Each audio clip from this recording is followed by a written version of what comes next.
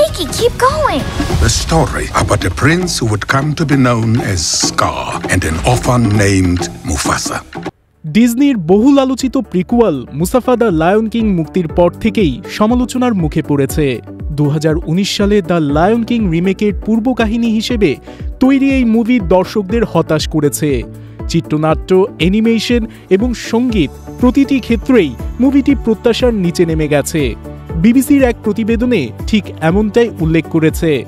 চলচ্চিত্রটি মুসাফার শৈশব এবং প্রাইড ল্যান্ডসে তার আগমনের গল্প নিয়ে গড়ে উঠলেও এটি দ্য লায়ন কিংয়ের মূল কাহিনীর সঙ্গে সাংঘর্ষিক। গল্পটি জটিল এবং অপ্রয়োজনীয় প্রশ্নের উত্তর দিতে গিয়ে গতি হারিয়েছে। এছাড়া অ্যানিমেশনে প্রাণীদের একঘেয়ে ও কম প্রাণবন্ত হওয়ার ফলে দর্শকদের কাছে হতাশার আরেক নাম হয়ে দাঁড়িয়েছে মুসাফা। লিন ম্যানুয়েল মিরান্ডার সঙ্গীতের কারিগরি দক্ষতা প্রশংসনীয় হলেও এলটন জন ও টিম রাইসের দ্য লায়ন কিংয়ে গাওয়া গানের মতো আবেগপূর্ণ সুরের অভাব প্রতিক্ষণ অনুভব করেছে দর্শকেরা। ভয়েস কাস্টিংয়ের ক্ষেত্রেও বড় অধপতন দেখা গেছে।